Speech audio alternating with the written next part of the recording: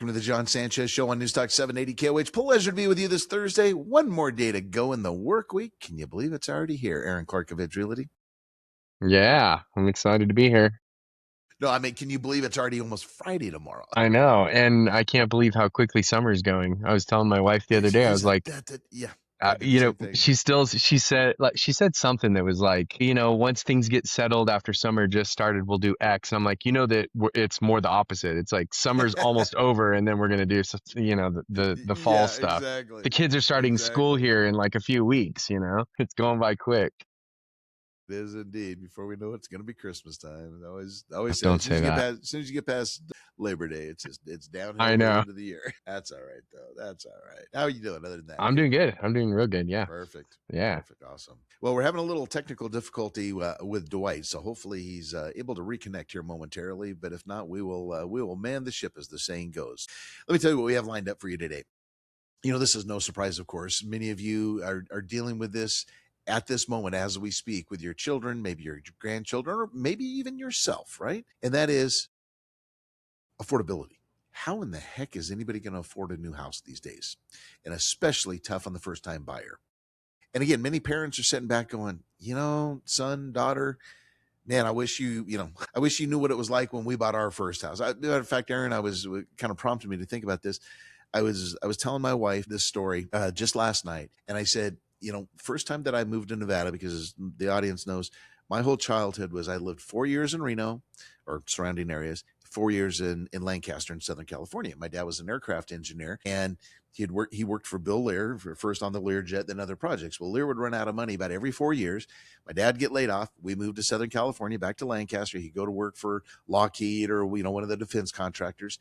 Democrat gets elected, cancels the program after 4 years, and then here we come. I mean, that was literally from I left Southern California right before I started first grade, and that's just the way it went my entire life until I graduated Wooster in '82. So back and forth every 4 years. But I was telling her, I said, when we bought my parents bought our house the first time we moved to Nevada, and this was early '70s in Washoe Valley. They bought a brand new house, 3-bedroom, 2-bath. I think it was maybe 1,600 square feet on, I think it was 5 or 10 acres for $25,000.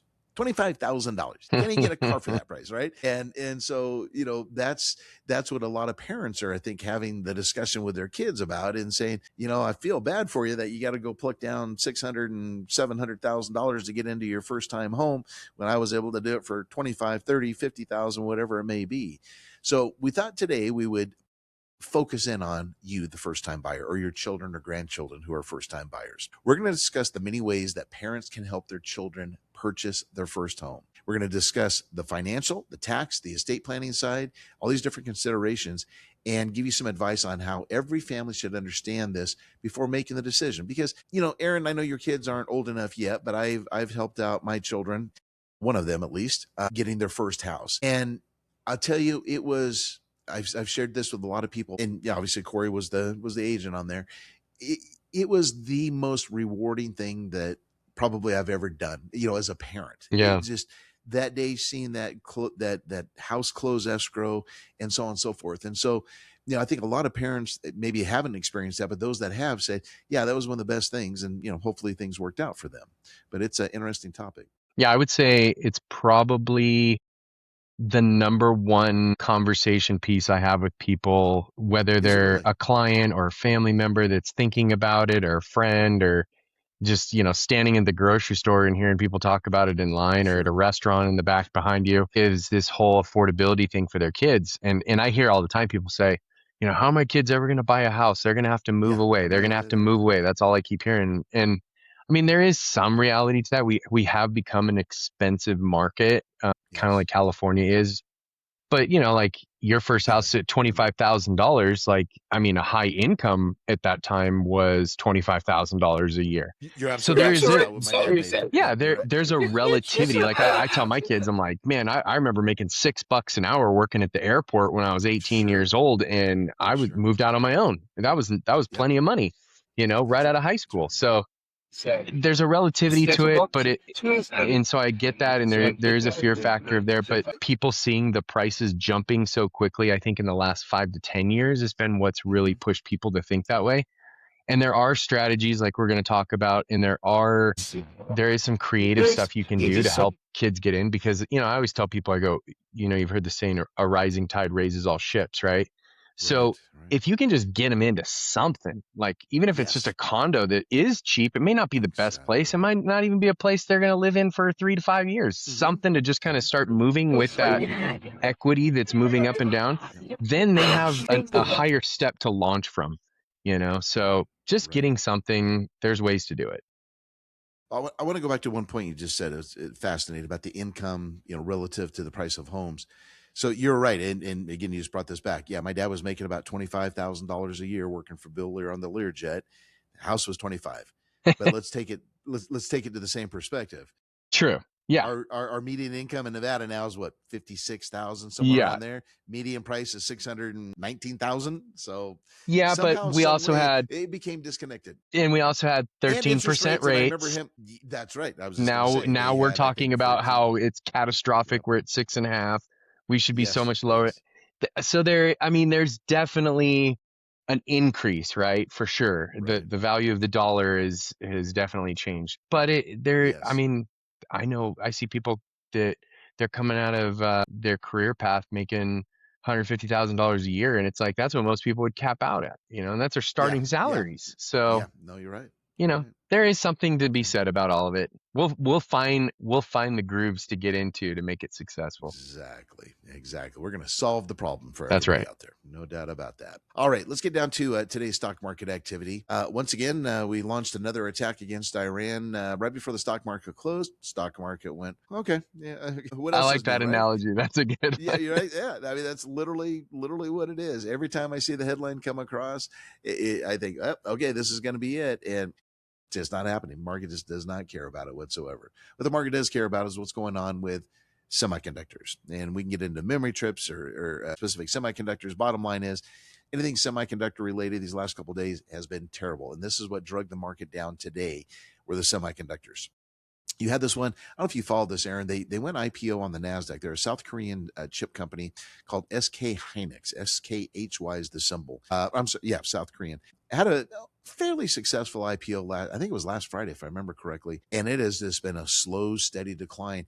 And it's been dragging. I think we had one day this week where the stock actually went up, but every other day, including today, it just came down. And then what happens? Everybody else tends to follow along with it because, again, this is a hot IPO and they can't go up. What's going on with everything? So that was one of the major culprits today. That stock ended up losing $24.15, 13.69% loss to 152.31. You then had Taiwan Semiconductor, one of the stars of the semiconductor arena, had great earnings numbers.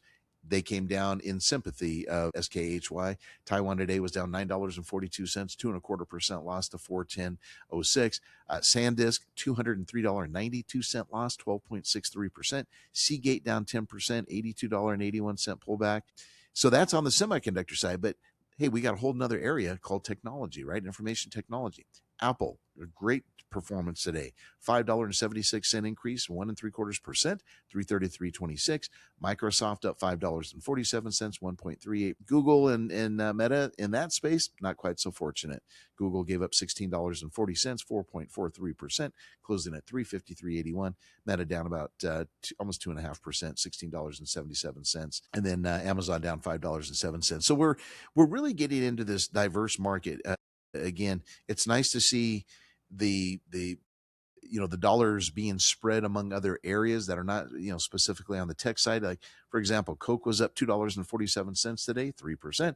Walmart up 2.15%, or about $2.42. So we're seeing a lot of this rotation going on. We got to watch, as I've been warning, we got to watch these semiconductors. If they, luckily, again, it's kind of been the 2 steps forward, 1 step back type of trading activity. But if they, if it turns into 2 steps down, 3 steps down, 4 steps down, and then maybe an up day, that's going to drag this market down. The market's very fragile right now, even though we're in the heart of earnings season. And earnings have been phenomenal so far. The semis are just driving everything at this particular point. So when we come back, I'll tell you what this market did, and then we're going to get into our topic, helping your kids buy their very first home. Welcome back to the John Sanchez Show on Newstalk 780 KOH with Dwight Millard of OnQ Home Loans. Somewhat Somewhat. We're still a little garbly with him. Hopefully things. Dwight, why don't you try talking? Let's. We need to test this Yeah, one. hopefully this is better. I did some relocation. I'm starting to think it's my computer, John, and not me. Or it might be me though. Okay. Well, we just got you graduated out of the flip phone a few weeks ago, so I now know. we need to get rid of Sorry about that. the MS DOS computer that you use and get you up to a more recent one. Really? Yeah, There's yeah, not there's really. something other than a flip phone? There really is. There really is. It's a Okay. great thing. It's a great thing. No, I think you're good now, buddy. I think yeah, we don't have video, but we've got audio, so that's we'll take whatever we can. We need you. We need you. Yeah. Aaron Clark of Edgewood, of course, here. All right, let's get down to again. We're going to be talking about helping your kids buy their first home. Let's tell you what happened in the market side of things today. Down 106 on the Dow's how we finished. Again, just a 0% loss to 52,552. NASDAQ lost 388. And that's where the pressure was, as I mentioned. A 1.47% decline. Finished at 25,881. And the S&P down 39 points, 0.51% at 7,533. On the commodity side, we gave up 64 cents on oil. 78.98 a barrel was our closing level there. Gold prices, boy, they've just been ever since the Fed meeting the other day, or excuse me, the Fed chairman's testimony the other day, they have just been absolutely drifting down just day after day after day, it seems like. And then we, of course, turn things over to the bond market side of things. And Dwight, this is an area where, again, we always love to get your perspective on this. This is an area that you talk about not budging. 2 basis point increase today. 457 was the close of the 10-year. I imagine we didn't get hardly any action in the 30-year mortgage.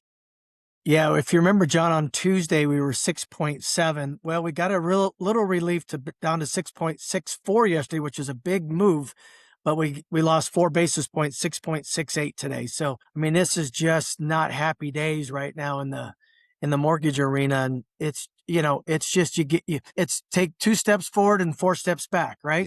Yeah. It really is. That's a great analogy. Dwight, quick question. Is 670, 6.7 on the 30-year, is that a psychological barrier for people? Yeah, John, I think for the last 10 years that's become, I think anything over 6, as we saw, we started getting 6 and a quarter, 6 and 3/8, started to become a psychological barrier. Now you're over 6.5, and then people tend to round up at 6.8, you're at now almost 7 is kind of how Right. people are describing it. But it's a difficult market to even try to, I don't try to play the market to lock. You've helped me out over the years, but I mean, you just don't play with fire right now because it just turns quicker than you just lose more than you gain. Right? Absolutely. Right? Yeah. It's looking at, I'm looking at the chart on Mortgage News Daily right now, where we were. Closest I can get is July 7th of last year, and we're at 6.8. So again, 668 today and 6.8 a year ago. So hey, there's the bright news, Dwight. You're less than where you were a year ago, right? That is the bright news. But yeah, it's, John, it's just, we're going to have, and you're in just the greatest time in terms of buying, when we started in March and April and May, and it's just unfortunate they're just stubbornly high. Just going to stay stubbornly high. Yep, absolutely. All right, guys, great job. Now let's get over to our real estate topic. Get a head start on this. We got a lot to cover. I do want to mention while we are at break, a news headline came across from True Social that ABC News and NBC News have decided they will not be carrying the president's speech this evening. I think that will be some blowback tomorrow, that you will, if not tonight, that you will be hearing from the Trump administration. So yeah, that's going to be an interesting one. Of course, no one knows. He's kept this very quiet what he's going to talk about tonight, but many are saying that it's going to be basically digging up all the bones of the election that he lost, and he's going back to the whole election type of saga. So and whether you agree with them or not, since when do you decide what news you're going to report or not? That's a little bit interesting to me. Right. Yeah. Well, and the reason I'm bringing this up is, remember, ABC News or ABC, the company, was, and probably still is, skating on thin ice, right? Remember, the FCC, under Trump's control, of course, has threatened to pull their licenses numerous times. Jimmy Kimmel and all those various late night hosts that, bashed the president and things like that. And yeah, they came close. And matter of fact, I think they ended up writing a check for some violations, so supposedly. But yeah, it's going to be interesting to see tomorrow or like I said, I'd be surprised if we don't hear something tonight that, but John, to Aaron's point, you don't have to respect the man and what he does, but the office I mean, Yeah, it the is our office commands president. respect. Yeah, Yeah. absolutely. So, yeah, we will see. All right. So that's the breaking news there. It always happens during the show. So here we go. All right. So we're going to get back to our topic today, helping your kids buy their first home. Again, as we said at the beginning of the show, and this is why I'm so glad Dwight was at least able to get back with us, because he's done the same thing. He has helped his children buy their first home. And I want to get, his feelings of what it was like. But again, one of life's greatest joys is watching your children buy their first home. It really is. As crazy as that sounds, we know they're supposed to be adults and standing on their own 2 feet, but hey, they're still our kids and they'll always be our kids. But again, in today's housing market, it is such a different story from what many of us experienced growing up, right? Where we're able to get in for a couple $1,000s and everything was great. We've got higher home prices. We got higher down payment requirements. We got higher qualification standards, higher closing costs, higher insurance. I mean, the list goes on and on.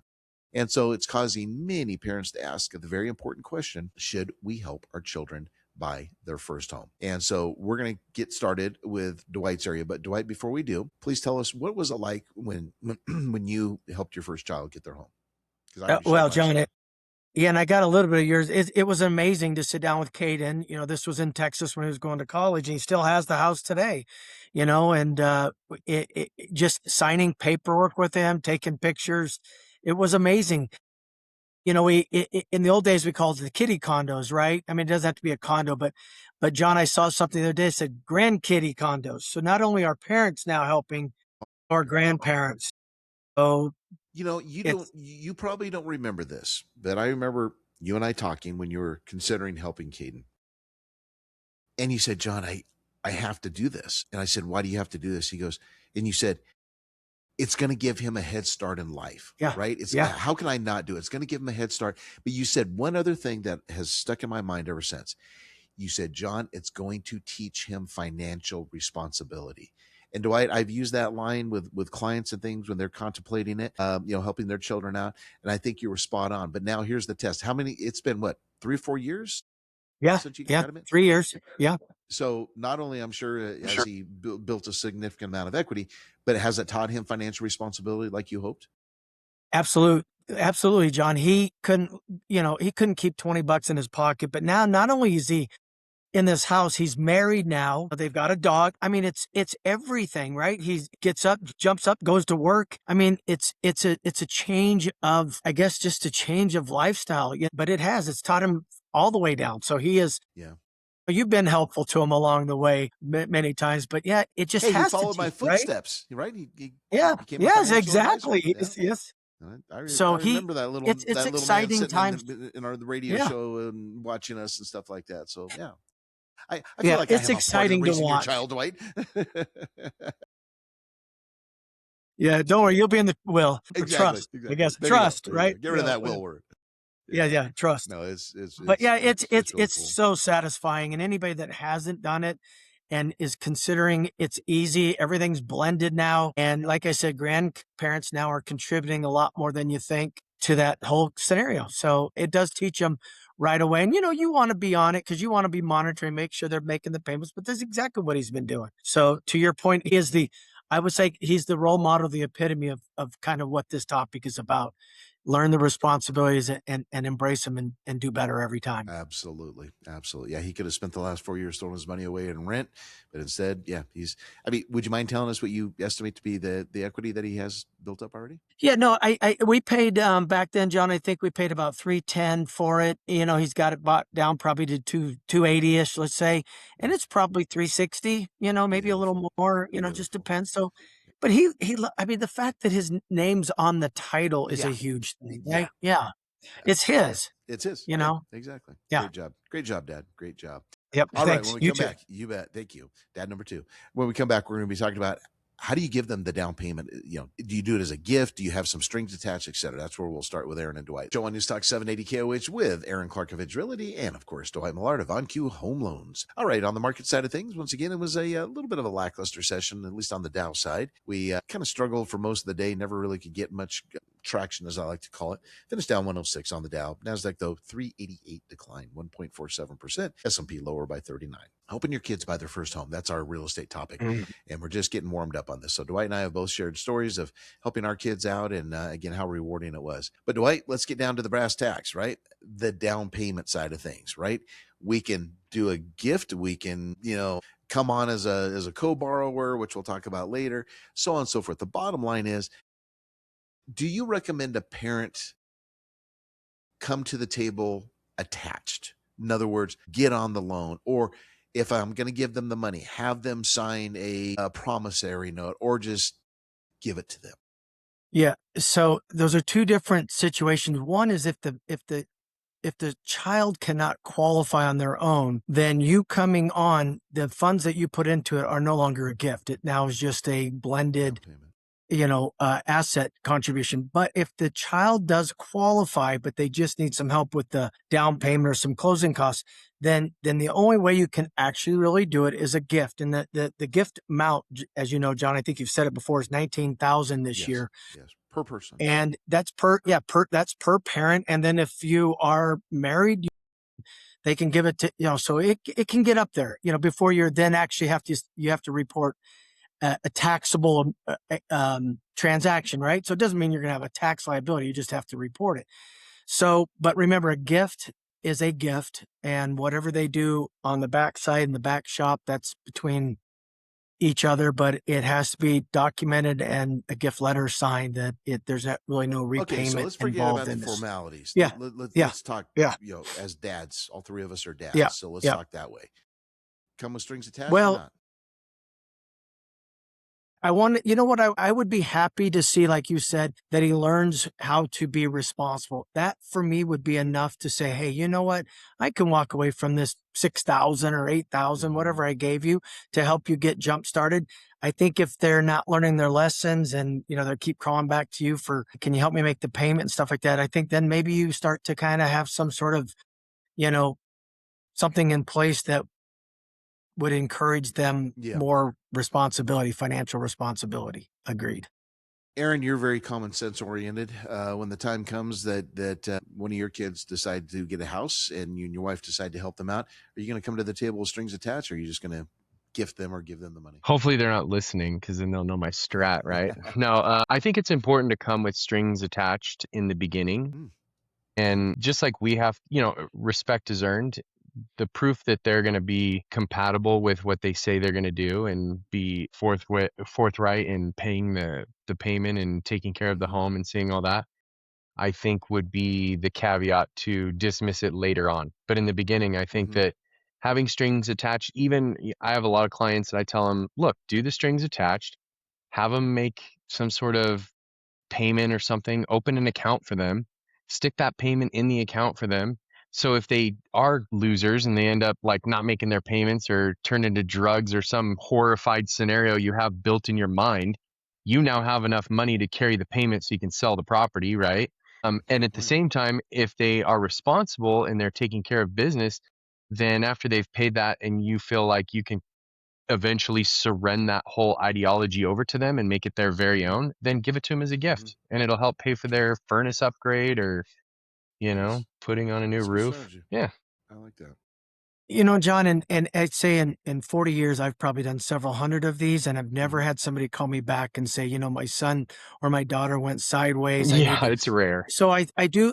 Yeah, no, but I do believe that, we're all on to something that, it's performance based. If they do what they say or they're going to do and say what they're going to do, then, there's a time to help them out. And if you have the means to do it, that's honorable. Well, it's funny. I had a conversation with a very dear friend of mine last night, and we were talking about he wants me to reach out to his daughter and son-in-law and they're a young couple, get a estate plan written for them. They live back in back east, and he said, I just paid off their mortgage for them. And I think it was 6 digits. He goes, but that was my way for them to get started. Right. And they've been working hard and doing everything you want your kids to do, right? Being very responsible adults. But he said, my wife and I wanted to give them a jump start in life. They've had the house for like 3 years, and I wanted to give them a jump start where they no longer have that $1,500 a month mortgage payment, and so on and so forth. And so, and then the key, the reason I'm bringing this up, he said, the way I look at it is I just gave them, I don't remember if he said all or a portion of their inheritance while I'm still alive. And I got that satisfaction seeing the tears come out of their eyes when they were on vacation, when he said, he pulled them aside and said, guess what? mom and dad or mom and I are paying off your mortgage. What? And the tears and so on and so forth. So I thought that was a pretty cool way to look at it also. It's like, hey, you're going to get this money eventually, but I don't need it right now. Like you said, Dwight, he's got the financial wherewithal. Let's do it. So Yeah. to each his own. To each his own. Yeah. Whether you want to do strings attached or not, I've had a lot of clients that they're down. They go to a lawyer, they get a contract drafted, and so on and so forth.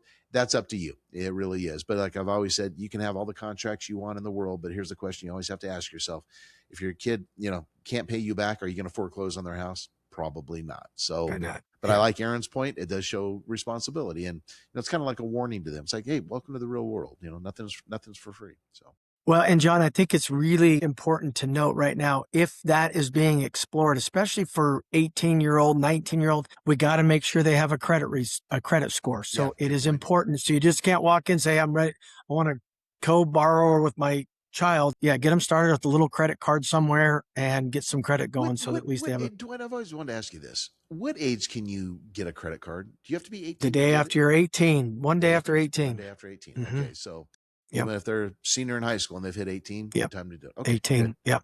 Mm-hmm. All right, my friend, let's go on to strategy number 3, right down to your level also, Dwight. Co-signing for the mortgage. Benefits, risk, debt to income impact, credit implications. Bring us up to date on that one.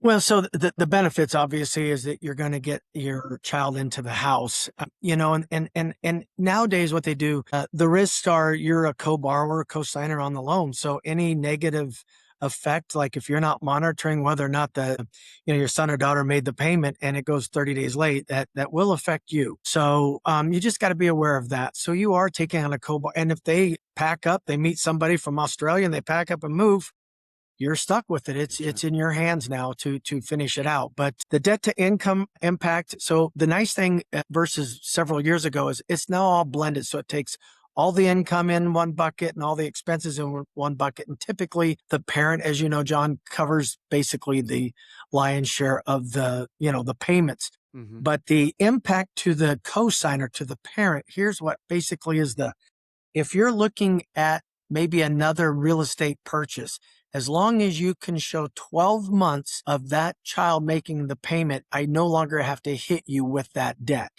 Now, that's a little different than if you're trying to buy a car after you did that, or, because they go a different way. But if you're looking at something, another real estate venture, typically you're going to want to see 12 months. And so it's got to be 12 straight months. You can't have a month all of a sudden, they couldn't make it. So it's got to be 12. So that 12 months that kind of that the child has made the payment. Yep. So make sure they get their own. Yeah. Make them write their own check, and maybe you're on the account so you can make sure the check cleared, and things like that. Credit implications for the child, it's going to be phenomenal. Their credit score should just be, as long as they take care of everything else, should be amazing, because good paid on time mortgages is the best credit out there. For the co-borrower, the parents, probably just an initial small hit on it because it's a new debt, but it doesn't take long to correct that. All right. When we come back, we'll go to our next topic, buying the home together. Welcome back to the John Sanchez Show on Newstalk 780 KOH. Mr. Millard, can we get your phone number, sir?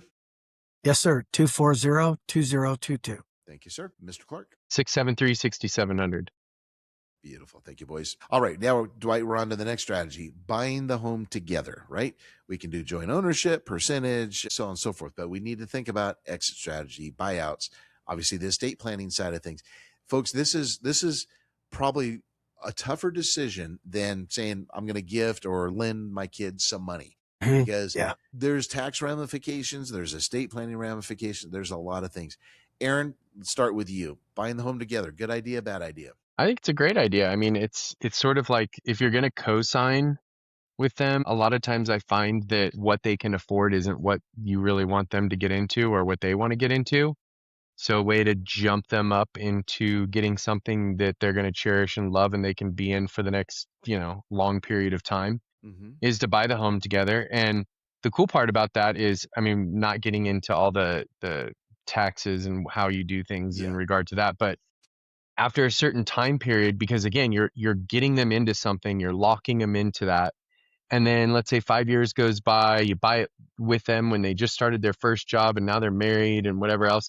You can sell them your half, if you will, and you can not take a profit and gift them on the back end. So it's like, hey, we bought this house for $400,000, $200 each. We split the down payment. I got you into this thing. Now it's worth 600. I have $100,000 in equity. We're giving it to you. So we just want our original 200 back. It was just a way to put a That's savings a account great aside point. for you. You're right. So I have a lot of Never clients thought that about that. do that strategy, or they'll do the strategy of they'll buy rental properties knowing they're eventually going to sell those to their kids. And when they're buying them, their kids are 5 or 10 or whatever. So it's not even, Right. I mean, we're talking way, way down the future, but they're locking in that equitable price rise and fall that for their kids in the future. So yeah, it's a great strategy to do it that way. My most recent one, I had a client do that and went in basically partnerships with his son, and it worked out just so beautifully. He got some tax benefits, some of the interest write off and so on and so forth, because they were both on the title and on the loan and so on and so forth. And then they sold it, and he did exactly what you just said. He just, you know what, here's the whatever 100, 200,000 you just made, take it, and so on and so forth. So yeah, that's a great idea, Aaron. Great idea. Dwight, what's your opinion on that? Yeah, absolutely. I like me personally, I like buying the home together versus trying to, maybe swing it with a gift or whatever. I like that because then you get to contribute to the success of that. I mean, that's what you're trying to do, right? Is just contribute to the success. And then to Aaron's point, down the line, you can neutralize it, wash it, let him have it, whatever. But what a great thing to leave for your child, And what I like about what we're talking about, John, is what you referred to earlier. You get to see it in motion. You don't have to wait till you're, gone to help your child out. Yeah. It just doesn't, it doesn't, this, I think, gives you more satisfaction as you described and I described. And Aaron will have the same thing. We're going to be able to see the fruits that we so dearly tried to instill in our children. So quick question, Dwight. I'm sure this is going through some of our listeners' minds. What's the difference between co-signing and buying that home together, or is there a difference? No, there's no difference. You're both co-borrowers, joint. Right. Yeah. And the way you take title is going to be up to you guys. I mean, the most common we talked about, but is the right of survivorship, joint tenants. But there's different ways to look at it. And John, you've always said, make sure you kind of have an exit strategy. Make sure there's an off ramp somewhere, that if it doesn't feel like it's working out or going, you've at least had that discussion at some point in time. Right. Yeah. Right. We can also look at purchasing the property as an investment. I've had clients do that. They're like, hey, you know what? I know the tenant pretty well. It's my kid, right? So, and especially Aaron, you and Corey both have done a lot of business, near in the UNR area, where parents are like, hey, let's just buy the house. So we can buy it together. And, kids got to go to college anyway. So that's a good one. Again, help them qualify without without giving them the money, like Dwight covered on. The tax consequences, always want to consult your CPA on that, et cetera. So something to think about, folks. Again, it's tough for the younger generation to get in, and you've been blessed to have your net worth grow via real estate. So pass it on to the next generation. Hopefully they do the exact same thing. Excellent job, fellas. That was a lot of fun. See you guys on Tuesday. I'll be back tomorrow. God bless. Have a great afternoon. We'll see you later.